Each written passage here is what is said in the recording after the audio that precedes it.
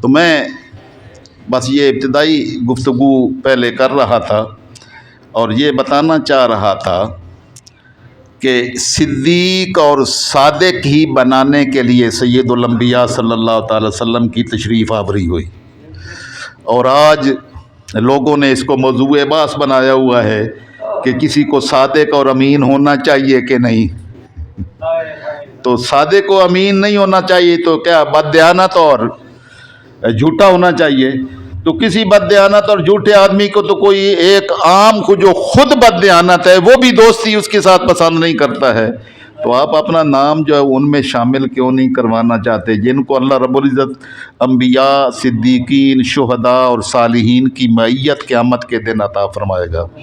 تو اس راہ کی تمنا تو کرنی چاہیے، اگر اتنا کردار نہ بھی ہو تو اچھائی کی تمنا اور آرزو کرنا یہ تو ہر بندہ مومن کی شان ہے، اور قیامت کے دن انہی کو سنگت اور صحبت نصیب ہوگی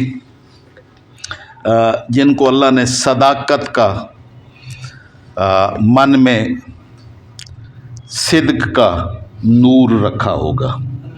تو اللہ رب العزت کی قرآن مقدس کے اس ارشاد گرامی کا جن کا میں نے ابتدا میں تلاوت کی، اللہ رب العزت نے ارشاد فرمایا اللہ تنفروا یعذبکم عذابا علیما۔ حضور صلی اللہ علیہ وسلم کے صحابہ کرام کو فرمایا کہ اگر تم میرے نبی کی مدد کرتے ہوئے میدان جہاد میں نہیں نکلو گے تو اللہ تمہیں دردناک عذاب میں مبتلا کر دے گا۔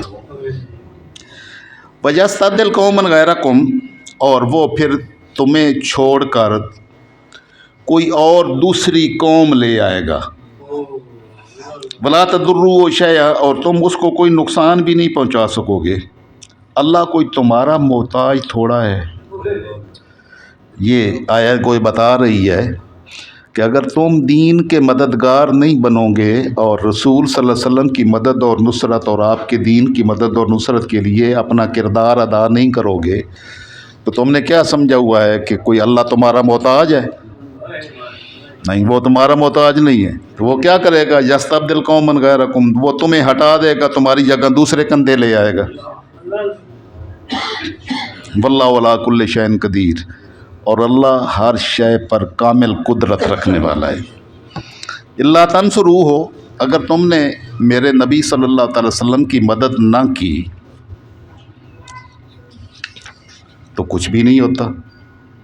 فقط نصرہ اللہ، ابھی تو اللہ نے اپنے نبی کی مدد کی۔ یہ اہل مدینہ کو مدینہ طیبہ میں یہ ہجرت کے بعد یہ اعلان کیا جا رہا ہے کہ اگر تم میرے نبی کی معیت میں دین کی خاطر جہاد کرتے ہوئے اپنا سب کچھ تن من دن قربان کرنے کے لیے نکلو گے نہیں تو کچھ نہیں ہوتا، کیونکہ اللہ خود مددگار ہے۔ تو اللہ دوسرے لوگوں کو لے آئے گا، وہ جس سے چاہے کام لے لے۔ تو اس کا مطلب ہے کہ جس کو اللہ نے اس کے لیے منتخب کیا ہے تو اس نے اپنی محنت اور کوشش سے نہیں کیا ہے، یہ مالک کی نشاندہی اور مالک کی نگاہ کرم کا صدقہ ہے کہ اس نے تمہیں اپنے دین کی خدمت کے لیے منتخب کر لیا، وگرنہ تمہارے کندھوں کا محتاج یہ دین نہیں ہے۔ اللہ جسے چاہتا ہے توفیق دے دیتا ہے۔ آپ کو اپنے دائیں بائیں تاریخ میں آپ کو معلوم ہے کہ مالک نے جس کو توفیق دے دی اس سے دین کی خدمت کا کام لے لیا۔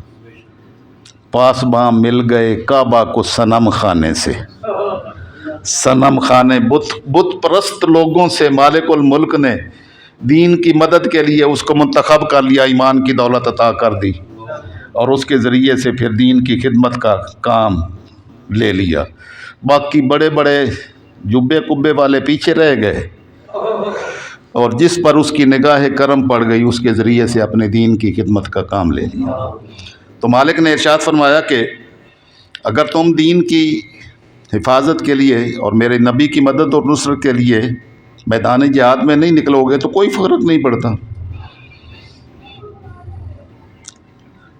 بلکہ فقط ناصر اللہ، ابھی تو اللہ نے اپنے نبی کی مدد فرمائی، مدد فرمائی اذ اخرجہ الذین کفروا، جب کافروں نے آپ کو اپنے گھر سے نکال دیا۔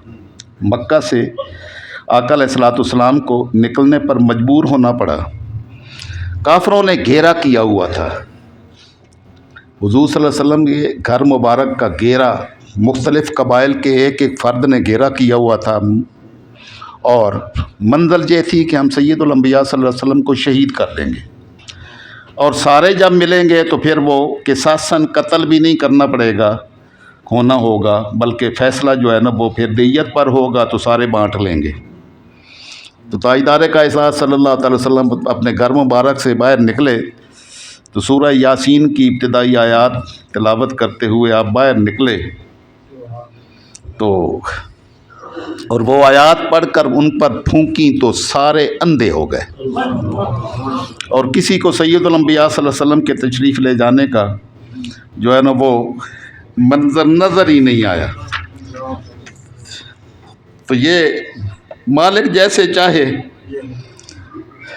وہ واللہ علی کل شیء قدیر، اس کا اعلان ہے کہ وہ مالک ہر شے پر قدرت رکھنے والا ہے، وہ چاہے تو ابابیلوں سے ہاتھیوں کو مروا دے، لیکن وہ ابابیلوں سے ہاتھیوں کو مرواتا اس وقت ہے جب کعبہ کی حفاظت کرنے والا کوئی نہ ہو، تو پھر وہ ابابیلوں کو حکم دیتا ہے۔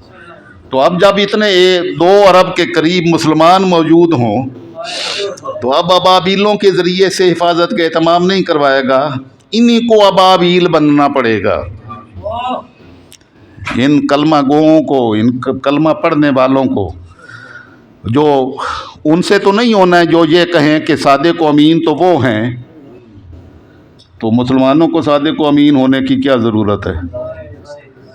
نہیں، صادق و امین ہی صرف نہیں بننا، صدیق بننا پڑے گا، صدیق، بہت زیادہ سچ بولنے والا۔ تو اللہ نے فرمایا کہ اگر تم نہیں نکلو گے تو کوئی فرق نہیں پڑتا۔ اللہ رب العزت نے اپنے محبوب کی، اپنے حبیب کی مدد اور نصرت کی، ابھی کی ہے۔ سارے کافر ایک طرف تھے، میرے محبوب اکیلے ایک طرف تھے، تو ہم نے مدد کی۔ کیسے مدد کی؟ اذ اخرجہ الذین کفروا، جب کافروں نے آپ کو اپنے گھر سے، مکہ مکرمہ سے نکال دیا، تو ثانی اثنین، تو آپ 2 میں سے دوسرے تھے، یعنی آپ کے ساتھ ایک اور تھا، اور آپ ثانی تھے، دوسرے تھے۔ اور کون تھا؟ وہ پہلا تھا، جو دوسرا تھا نا وہ پہلا تھا، اور آپ کیا تھے؟ آپ ثانی تھے، دوسرے تھے۔ اذ ہما فی الغار، ان 2 میں سے دوسرے جب دونوں غار میں تھے،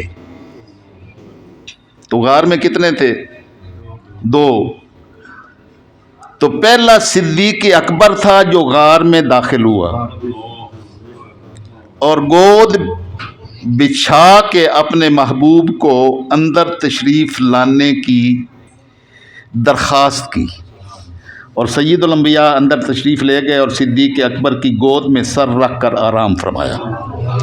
تو اللہ نے فرمایا ثانی اثنین، ان 2 میں سے یہ میرے محبوب دوسرے تھے جب دونوں غار میں تھے، دونوں غار میں تھے۔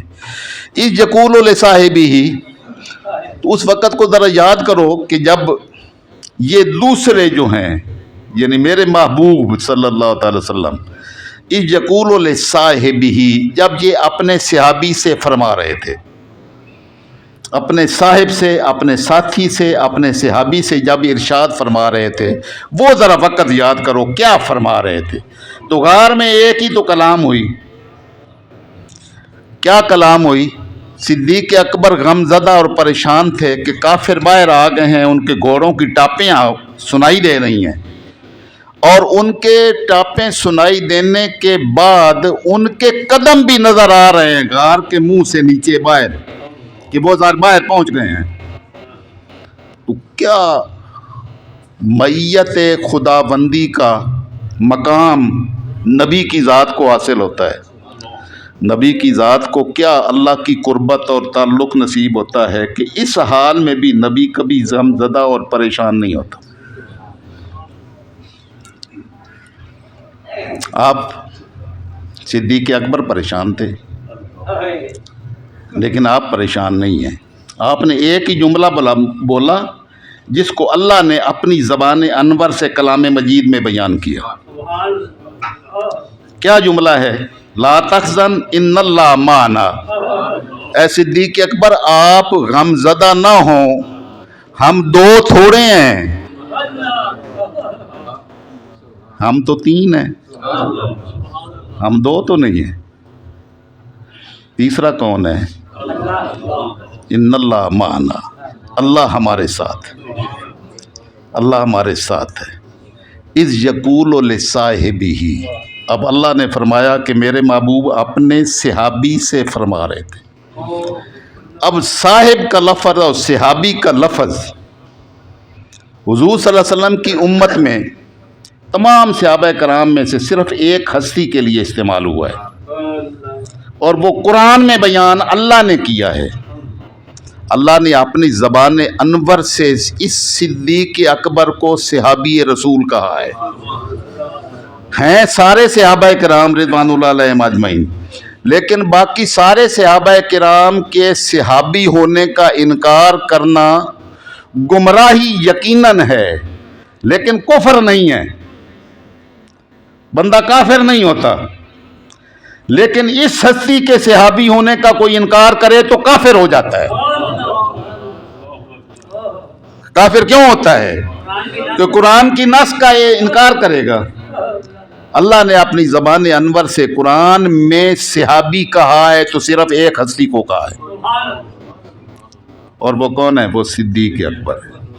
صدیق اکبر کی صحابیت پر نص ہے، اور جو اس کا منکر ہو، آپ کے صحابی ہونے کا منکر ہو، وہ دائرہ اسلام سے ہی خارج ہو جاتا ہے، کیونکہ وہ آیت کا منکر بن جاتا ہے. بس اس پر میں گفتگو ختم کرنی تھی. آپ نے فرمایا لا تحزن، آپ غم زدہ نہ ہوں، ان اللہ معنا، بے شک اللہ ہمارے ساتھ ہے. تو گویا تین ہوئے. یہ میت، یہ سنگت، یہ صحبت، یہ قربت جو اس ہستی کو، جن کا آج یوم وصال ہے 22 جمادی الثانی، جنہوں نے 2.25 سال کے اندر پورا انقلاب برپا کر دیا. اب لوگ کہتے ہیں کہ پتہ نہیں کتنے عرصے چاہیے. صدیق اکبر جیسا ایمان موجود ہو تو 2.25 سال ہی کافی ہیں. 2.25 سال میں اللہ رب العزت نے اٹھا لیا، آپ نے انقلاب برپا کر دیا. میرے حضور ضیاء الامت فرمایا کرتے تھے کہ یہ لوگ کہتے ہیں کہ ہمارے پاس وقت نہیں ہے. اللہ نے دن کتنے گھنٹوں کو بنایا ہے؟ 24 گھنٹوں کا. آپ فرماتے ہیں کہ اگر یہ 24 گھنٹے انسان کی زندگی کے لیے، دن کے لیے کافی نہ ہوتے تو اللہ 36 گھنٹے کا رات اور دن بناتا. جس خالق نے 24 گھنٹے کا دن اور رات بنایا ہے تو اس نے، یہ خالق جانتا ہے کہ کافی ہے یا نہیں ہے. اگر یہ کافی نہ ہوتا تو لمبا کر دیتا. تو خالق نے 24 گھنٹہ بنایا ہے، تو اگر کوئی کہتا ہے کہ میرے پاس وقت نہیں ہے تو غلط کہتا ہے. اس نے وقت کا استعمال نہیں کیا. تو آپ نے کیا کہا؟ لا تحزن، آپ نہ غم زدہ ہوں، ان اللہ معنا، اللہ ہمارے ساتھ ہے، اللہ کی معیت ہے. اسی صدیق اکبر کو سید الانبیاء نے فرمایا، ارشاد فرمایا کہ انت معی فی الجنہ، انت معی علی الحوض، تو جنت میں بھی میرے ساتھ ہوگا. تو حوض کوثر کے موقع پر بھی میرے ساتھ ہوگا، تو مزار میں بھی میرے ساتھ ہوگا، تو غار میں بھی میرے ساتھ ہوگا۔ لا تحزن، تم غمزدہ نہ ہو، ان اللہ معنا، اللہ ہمارے ساتھ ہے۔ اب تین ہوئے، تین معیت صدیق اکبر کو اللہ کے رسول کی معیت۔ صدیق اکبر کس کے ساتھ تھے؟ سید الانبیاء کی ذات کے ساتھ۔ تو آپ کو معیت کس کی نصیب ہوئی؟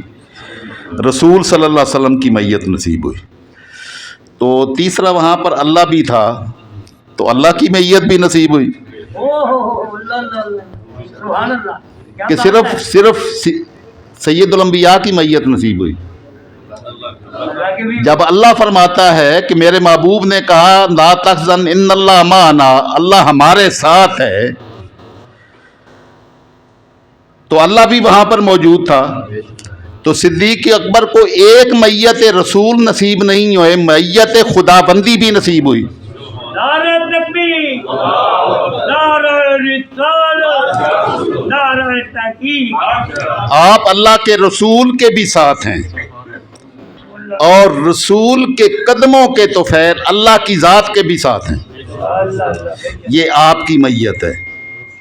رسول صلی اللہ تعالی وسلم کو بھی دو معیتیں نصیب تھیں، ایک اللہ کی معیت بھی نصیب تھی، صدیق اکبر کی بھی معیت نصیب تھی۔ رسول صلی اللہ تعالی وسلم کو بھی معیتیں دو نصیب ہوئیں، دو معیتیں تھیں۔ کون کون سی؟ اللہ کی معیت بھی تھی، صدیق اکبر کی تھی۔ اللہ کو بھی دو معیتیں نصیب تھیں، اللہ اپنے نبی کے ساتھ بھی تھا اور نبی کے غلام صدیق اکبر کے ساتھ بھی تھا۔ تو یہ تکون ہے، اللہ نبی کے ساتھ ہے، اللہ صدیق اکبر کے ساتھ ہے۔ صدیق اکبر نبی کے ساتھ ہے، صدیق اکبر اللہ کے ساتھ ہے۔ نبی اللہ کے ساتھ ہے، نبی صدیق اکبر کے ساتھ ہے۔ یہ تینوں کا ایک تعلق ہے جو یہ قرآن مقدس کی آیت مبارکہ بیان کر رہی ہے۔ ایسی معیت سید الانبیاء کی صحبت میں غار میں آپ کو نصیب ہوئی، اور مالک نے اعلان کیا کہ میرے غلام آپ کو پریشان ہونے کی ضرورت نہیں ہے، اللہ کو کی معیت اتنی ہمیں نصیب ہوئی ہے کہ اللہ ہمارے ساتھ ہے، اور ہم اس غار میں دو نہیں ہیں، تین ہیں۔ جس کو یہ معیت نصیب ہوئی، اتنی معیت کہ فاروق اعظم رضی اللہ تعالیٰ عنہ کہا کرتے تھے کہ کاش میری زندگی کے سارے نیک اعمال صدیق اکبر لے لیں اور ایک غار کی رات دے دیں۔ تو رب کائنات نے اس ہستی کو جس کو صدیق اکبر کہا جاتا ہے یہ قربتیں عطا فرمائیں۔ اللہ رب العزت اس ہستی کی قربت ہمیں بھی نصیب فرما دے، اور ہم نے ان کا تذکرہ اور ان کی ذات کے اوصاف، ان کا نام، جس کا بھی نام لے لینا تو اس کے ساتھ لائن جڑ جاتی ہے۔ اللہ کی ذات کا ذکر کریں تو اللہ کی ذات کے ساتھ لائن جڑتی ہے۔ اللہ کے رسول صلی اللہ علیہ وسلم پر درود بھیجیں تو آپ کی ذات کے ساتھ لائن جڑتی ہے۔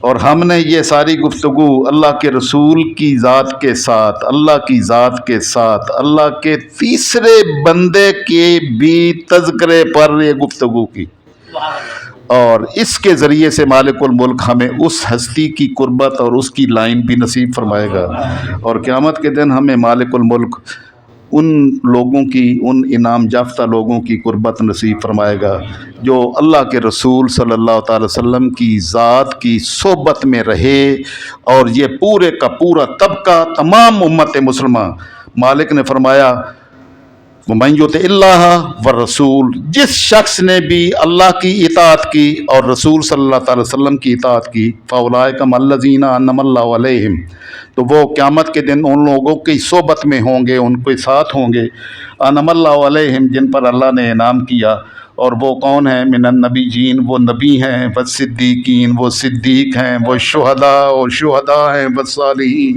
اور صالحین ہیں۔ آپ کو مبارک ہو، اللہ رب العزت نے آقا علیہ الصلوۃ والسلام کے نالین پاک کی خیرات، ایمان کا نور عطا کر کے ان ساروں کی سنگت و صحبت کے ساتھ جوڑ دیا ہے۔ وما علینا الا البلاغ۔